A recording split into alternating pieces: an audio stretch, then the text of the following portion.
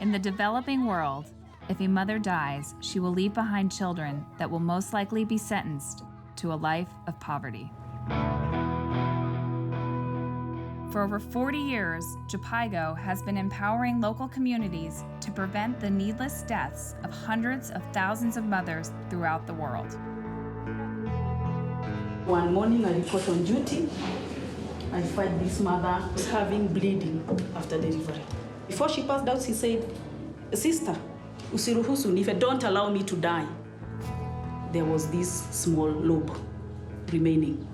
So I removed it manually. We had been taught that. We had been told we can do that as midwives.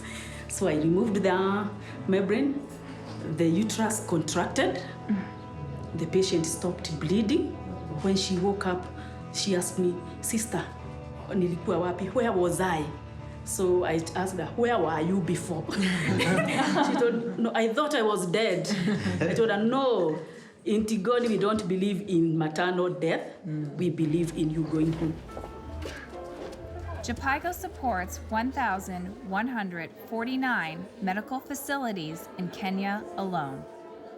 National HIV transmission from mother to child, at 18 months, we are still at 9%. Yes. But in this facility, they're telling you it is 0%. There's no transmission of HIV from mother to child anymore.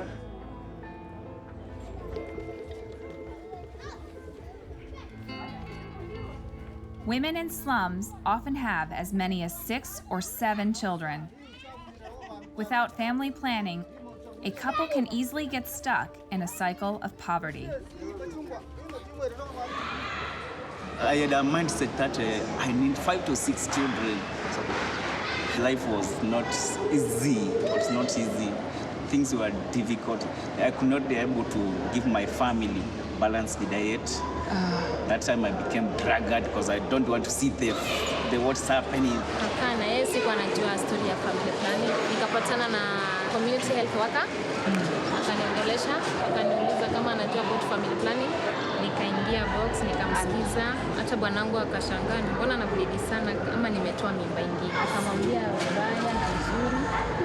Lakini yeye bado akona ile mingi za kusema nikitumia hiyo family planning nitakuwa mbaya. Haya. Akamuuliza sasa bila kwa hivi ni mbaridi. Naambia kwa nini sawa tu kwa gari ya kumi. Akaambia nigize kwa mkono. Akapata iko nayo.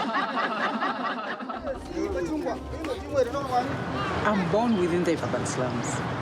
Growing up, we were 7 children living in this with my mother and father. But really the person who had the burden of the family was my mother. So she took care of all the 7 of us. But because of the challenges in the informal settlements, many of my sisters and brothers did not continue with school. I lost my brother to HIV and AIDS. I lost my sister to HIV and AIDS. So all those things really affect homes. But I went to school. I was able to go to my primary school, secondary school, university, master's degree.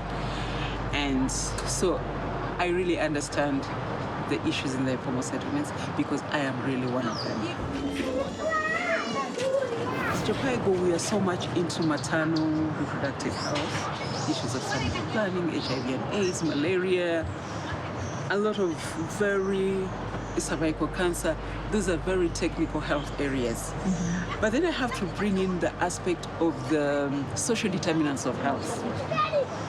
We educated community health workers to encourage the women to have safe deliveries in the health facilities. It's very insecure. The young men will terrorize us. We can never get into the health facility at night. So we had a way of reaching the young men, the ones who were terrorizing these women, and equip them with skills. I was giving my mother pressure because my mom needed to feed me. I fed my younger 2 sisters and my older brother. So I decided to join the street and live a street life. At that age, I was at 7.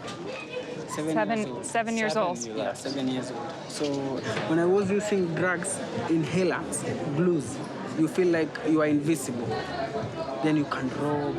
But I was rescued by another organization, and we have started working with CHWs and the youth together in escorting women and children.